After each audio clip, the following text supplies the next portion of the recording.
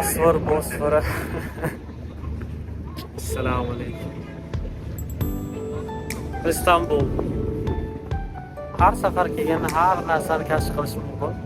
Lekin bu safar Istanbulda hamma ko'rgan yerlarimiz alhamdulillah rejali, chunki Istanbulda madrasalar, takkalar juda ko'p. Albatta bu yerlarga borish kerak, ziyorat qilish kerak, chunki ahli ilmlarning ko'pi o'sha yerda.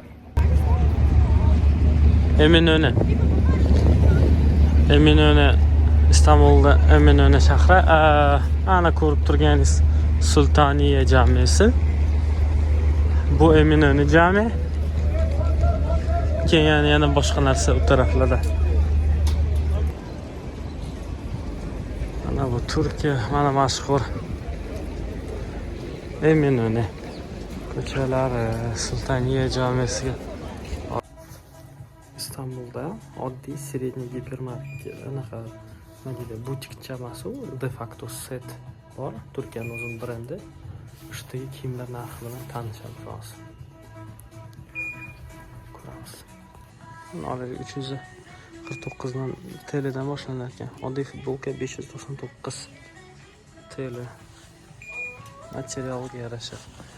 Cheriko 899. Bu hali endi hozir sezon emas, oddiy yozgi ko'pi yozgi kiyimlar. Olaylik, men hozirdan nimaga kerak bo'ladigan jiletkachalar. Jiletka skidka bilan qancha? 1300 TL.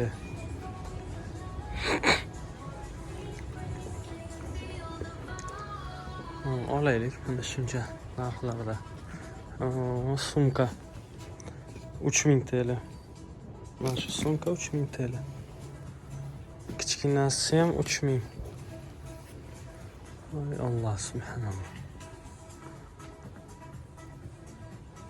Mana shimlar 500 TL dan boshlanadi, lekin po faktu qancha? 800 TL. Xo'p, Eminönü Turkiyada yana mashhurligi bilan mashhur bo'lgan Hafiz Mustafa shirinliklari bilan, baklavalari bilan mashhur, to'g'rimi? Hozir hamma obyekti har xilidan. Tabiiyki bu yerda hamma narsa qimmat. Lekin o'ziga yarasha statusi bor. Mana soat qilishga ham juda ajoyib. Arziydi.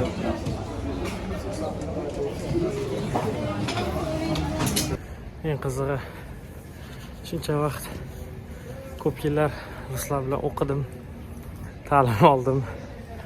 Rossiyada ko'p bo'ldim.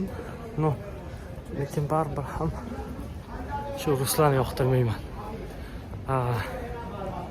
Turkiyaga eng ko'p tashrif buyuradigan mehmonlardan biri bu rus millatiga mansub bo'lgan rossiyaliklar. Lekin bilan yoqtirmayman to'g'risi. Nimagadir yoqmaydi bu millat. Xo'p, o'rtoqlar, assalomu alaykum. Aya Sofia. Bu yerda shu darvozadan Topkapı saroyiga kirib ketiladi.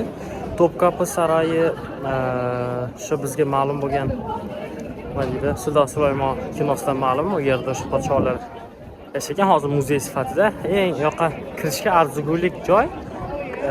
Sababiki bu yerda Payg'ambarimiz sollallohu alayhi vasallamga tegishli bo'lgan ashyolar, hissalari, oyoq kiyimlari va Qur'oni Karimning Usmonli nusxasi bor. Bu ikkita mushaf, biri Topkapıda, ikkinchisi Toshkentda saqlanadi. Orqamdagi o'sha Aya Sofia hozir ta'mir ketyapti. Eng qiziq, Aya Sofia 2022-yildan 23mi, 22mi esimda yo'q to'shna. Mana shu yerdan xorijliklar uchun kirish 30 yevro. Ikkinchi etajdan ekskursiya bo'ladi.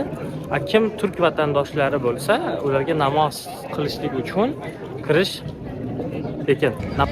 Xo'p, Smit hammaga mashhur Istanbulni viziti bo'lgan Smit 20 TL hozir.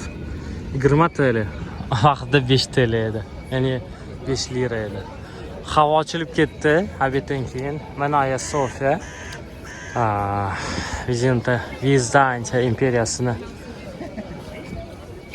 tarixi, Umar Usmonli tarixiga bog'liq juda katta ahamiyatga ega bo'lgan jome va uni to'g'risida u ham hozir ta'mir ketyapti ekan. Sulton Ahmed ko'k masjid deb yuritiladi, lekin qayerga ko'k men bilmayman uni. Juda chiroyli. Shu masjid. Shu masjidda tarixi bo'yicha bu 6 ta minora bor. 6 ta minora o'sha alohida mavzu o'rganib chiqinglar. Mana shu 6 ta minora. O'sha qurilayotgan vaqtda xatolik ketib qolgan. 6 ta minora bo'lgan.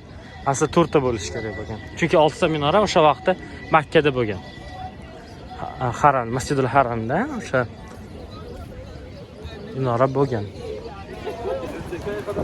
Turkiyada xorijliklar yashashi bo'yicha rekord natijaga chiqibdi. Aynan eng ko'p rasmiy ravishda yashayotganlar iqoma, ya'ni yashash ruxsatnomasini yashab ishlab yurganlarni eng ko'pi bu birinchi navbatda Turkmaniston ekan. Turkmanistonliklar, keyin Rossiya, Ukraina, O'zbekiston, Qozog'iston, mana shu davlatlar ko'proq ekan. Bu asosiy yo'l, mana shu yo'l Sulton Ahmedga Aksaraydan olib boradi. Aksaraydan esa metro Marmara metrosiga va boshqa metrolarga ulanadi. Buni oxiri Eminönü bo'ladi, keyin Kabotaj